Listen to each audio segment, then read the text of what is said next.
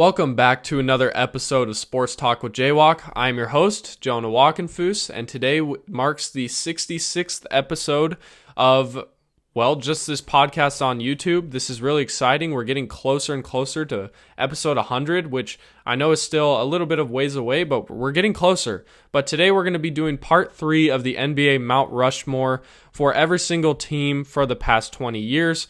And today, this is the halfway episode where we're going to be doing the Central Division, which is in the Eastern Conference. And the teams that are in the Central Division are the Cleveland Cavaliers, Indiana Pacers, Milwaukee Bucks, Detroit Pistons, and Chicago Bulls. So let's get right into it, and let's first start talking about the Cleveland Cavaliers. So with the Cleveland Cavaliers, we have to start with LeBron James. I mean, LeBron James gets drafted to the Cavs, one of the most hyped players coming out of not just going into the draft, but out of high school. I mean, this kid was incredible, and as a lot of people know now, I mean, he's debatably the best player of all time. I would say number 2, but some would argue that he would be the greatest, or that he is the greatest basketball player of all time. Just some things that LeBron accomplished in Cleveland while he was playing there. He was the 2016 NBA champion. He also won the Finals MVP. He won 2 MVPs in Cleveland, which was in 2009 and 2010. And I believe he also... Never mind. Ignore that part. But anyways, LeBron James, just an iconic player for the Cleveland Cavaliers, a Cavs legend by far. Nobody would disagree with me on that, and he definitely deserves to be on their Mount Rushmore by far. Next up, we have his running mate, Kyrie Irving, who also helped the Cleveland Cavaliers win the championship in 2016 to bring the title to Cleveland. He also won the Rookie of the Year, and he has the iconic shot in the NBA Finals. I mean, you think about it, I think it was Mike Breen that said, blocked by James from behind, and then out of nowhere, on that offensive play when the Cavs get the ball, Kyrie Irving sidestep 3 to get them the lead. I mean, just an iconic shot. Like, if you have never seen that shot, look it up. It is like literally like a top 10 moment in NBA history. I mean, this was like literally, it was so fun to watch live, and it's crazy to watch over and over again, just on YouTube in general, because it just brings back so much nostalgia, and it was such a great play. And Kyrie Irving definitely deserves to be on this Mount Rushmore. Next up, this name's a little hard to say, but it's Zydrunas Ilgauskas. I honestly probably really said that wrong, so I apologize. If anybody can say that correctly, can you put that down in the comments and tell me how to say it correctly? But anyways, Ilgauskas was definitely a fan favorite, and was the main representative for the era before LeBron James. He was definitely a player that was pretty solid. The Cavs really haven't been extremely successful outside of that the time when LeBron and Kyrie and all them made the finals about every single year with the Warriors for 3 or 4 years. So, Ilgauskas definitely deserves to be on here. That's all I gotta really say about that. And then next up, we also have, and the final player for the Cavs Mount Rushmore is Kevin Love. Kevin Love deserves to be on this list. Another player to kind of finish off the trio of that Cavs team when they won in 2016, and just the years when they made the finals for consecutive years. He was on the All-NBA second team twice, and he also is a multi-time All-Star. In my opinion, he definitely deserves to be on this list. You think of that championship team, you think of LeBron, Kyrie, and Kevin Love. I mean, you could think of other players as well, like J.R. Smith, Tristan Thompson, but overall, I think of Kevin Love, and I think he deserves to be on this list.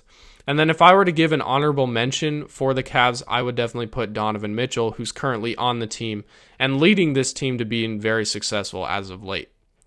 But next up, we have the Indiana Pacers, where I think first off, we have to talk about one of my favorite players, and he deserves to be on this list, Paul George.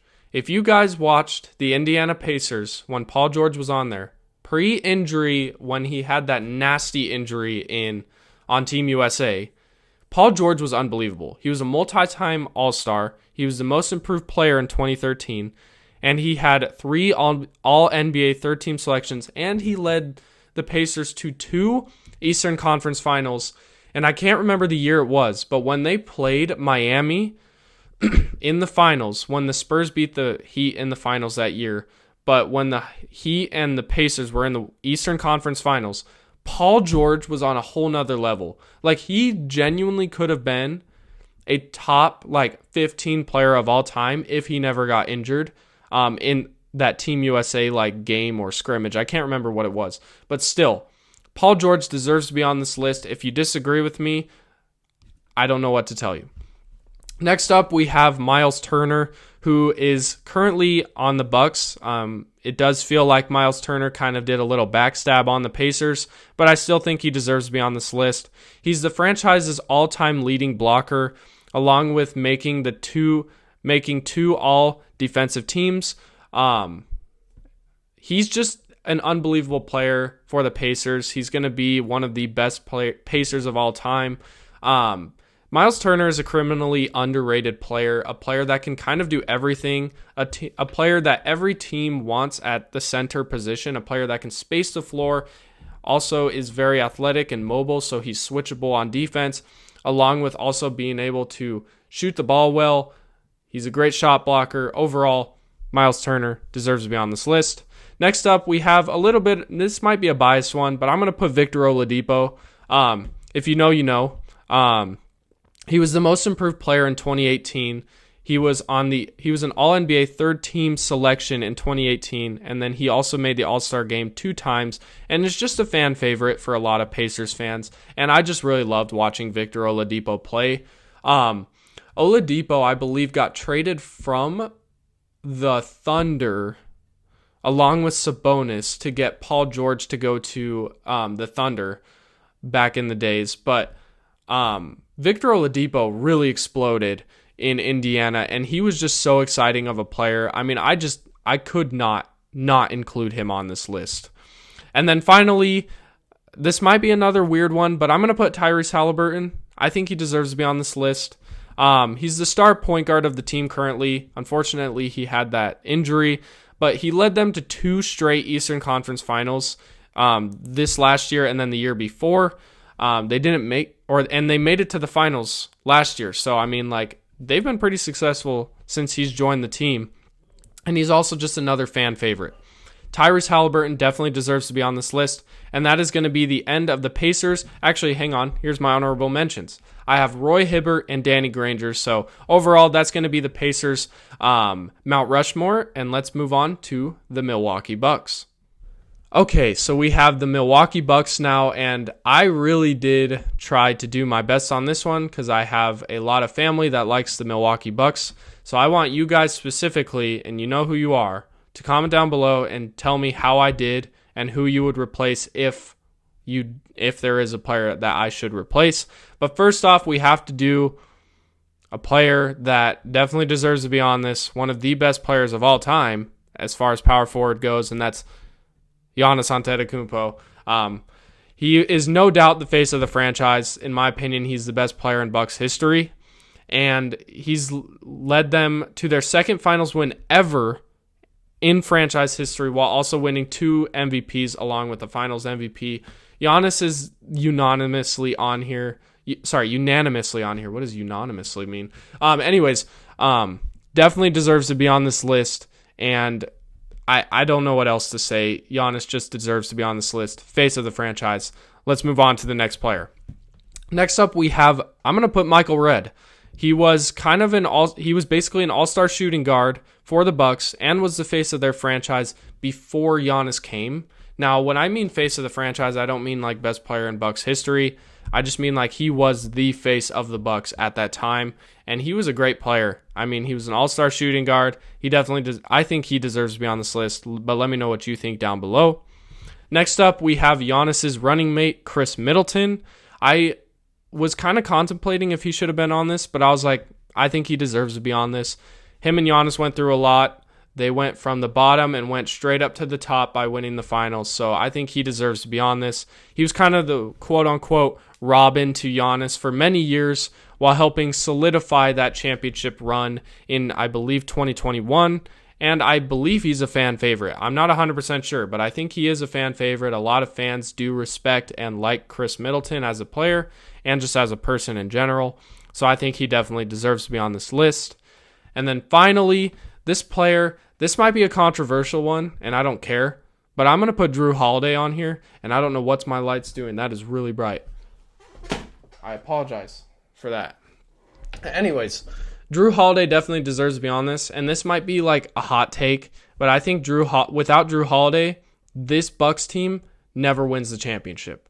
Obviously, Giannis and Middleton were great, and they were like the main contributors, but without Drew Holiday, that team would not have won the finals against the Phoenix Suns that year.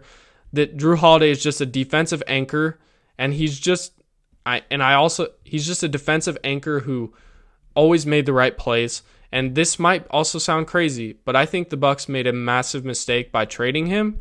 It ended up leading to Damian Lillard, which they then released him and stretched his contract. So now the Bucks are paying Damian Lillard money for multiple years without him even playing on the team. I think they should have just kept Drew Holiday and built a little better, maybe traded Middleton earlier. But overall, I think those 4 players deserve to be on this list. And then if I were to put some honorable mentions, I would put Andrew Bogut and Bobby Portis. Next up, we have the Detroit Pistons, where Detroit basketball. Anyways, that was kind of weird. Ignore that. But next up, with the Detroit Pistons, I think we have to start with Chauncey Billups, a.k.a. Mr. Big Shot. He's one of the better players in Pistons, not just for the Pistons, not just for the past 20 years, but also just in franchise history. Let me see here. He was wow, what in the world? Yeah, he was definitely a fan favorite. I apologize. I was looking at something on my computer. Man, this Pistons run is going well. But anyways, yeah, Chauncey Billups definitely deserves to be on here. I know they didn't win the finals in 2005. I believe they won in 2004. So technically that's 21 years ago. But still, I have to include Chauncey Billups on here. Still was a great player even after they won the championship for the Detroit Pistons. Next up, we have Andre Drummond, who was a 2-time All-Star, an All-NBA third team in 2016, and just a rebounding machine. Andre Drummond was literally one of the better centers in the NBA for a couple of seasons when he was on Detroit, if people want to remember that or not. Andre Drummond was seriously just an incredible player in Detroit. Honestly, I think the problem with him now is just the league is really transitioning to big men that are very mobile and can shoot the ball well, space the floor, and are just skinny big men. And Drummond's kind of, he's not really any of that. He's just a really good rebounder, solid defender, and he's just very strong. But overall, I think Andre Drummond definitely deserves to be on this list. Next up, we have Richard Hamilton, Rip Hamilton. He was a 3-time All-Star, a fan favorite, and actually the Detroit Pistons retired his number, which was number 32. So that's pretty cool. Also another key contributor to that Detroit Pistons finals run. And like I said earlier, I know it was in 2004, but you still have to mention it, in my opinion. But he definitely deserves to be on this list. And one of my favorite players growing up as well. And then finally, I'm going to put Reggie Jackson. This was kind of a tough decision. I was kind of debating between a few players, which I'll mention in my honorable mentions. But Reggie Jackson was definitely a star point guard in Detroit, making his presence known along with being a fan favorite. I don't know what's going on with my light back there, but it's really frustrating me. And I will try to get that fixed soon. That one specifically has been an issue. But anyways, back to the video. What in the world? Gosh, that is crazy. I just got it. Anyways, Reggie Jackson has been a great player. I think he definitely deserves to be on this list. And then the honorable mentions that I put on this list for me are Cade Cunningham, Ben Wallace, and Blake Griffin. Cade Cunningham's just a current player that is on the up and coming. I think he will definitely be on the Pistons Mount Rushmore when it's all said and done. Ben Wallace was also just another fan favorite, a player that contributed to winning basketball in Detroit. And then Blake Griffin had that stint. If you know, you know. Blake Griffin was a stud in Detroit for just a couple of years. But that was a fun couple of years with Blake Griffin. But anyways, let me know what you guys think. And let's get on to the final team. My favorite team, the Chicago Bulls. And we are now finally on to the final team of the Central Division for this Mount Rushmore. I apologize about the Pistons session. that was kind of tough. The light was going off. I was saying weird things. But anyways, let's finish off strong with the Chicago Bulls, or not, because the Bulls have not been very successful these last 20 years. But anyways, we have to start with one of the faces of this franchise, not just in the past 20 years, but in franchise history, other than Michael Jordan and maybe Scottie Pippen, and that's Derrick Rose. The Chicago kid, I mean, a fan favorite to this day still. He's getting his jersey number retired this year. He was the MVP in 2011, and he was the youngest to ever do it. Derrick Rose is definitely a fan favorite. Who knows what would have happened if he never got injured? He could have been probably a top 5 point guard of all time. Maybe that's a hot take. We need to start doing hot take videos. I tell you what, but I think that could be a genuine argument that he could have been potentially a top 5 point guard of all time when it was all said and done. I also think they probably could have won a finals with him. But anyways, Derrick Rose, overall, even in Chicago, despite the injuries, like before the injuries, excellent player. Even after the injuries, still a fan favorite, still made some great memorable moments, and he definitely deserves to be on this list. Next up, we have Derrick Rose's running mate, Joakim Noah, kind of also the Robin of Joakim Noah on this team. The Robin of Derrick Rose. He was just a defensive anchor. His energy was always known. You would always know Joakim Noah was on the floor because of his energy, his defense, his defensive abilities, and he's still a fan favorite to this day. There's one thing about a lot of Bulls fans is they still love players even if they leave the team, especially if they work hard on the Bulls. There's nothing a Bulls fan likes more than a hard-working player that will do what he can do to help win games. And I know that's a lot of fan bases as well. But there's something about Chicago fans that just love those kind of players, especially players like Joakim Noah. He always put his body on the line, and he was working hard.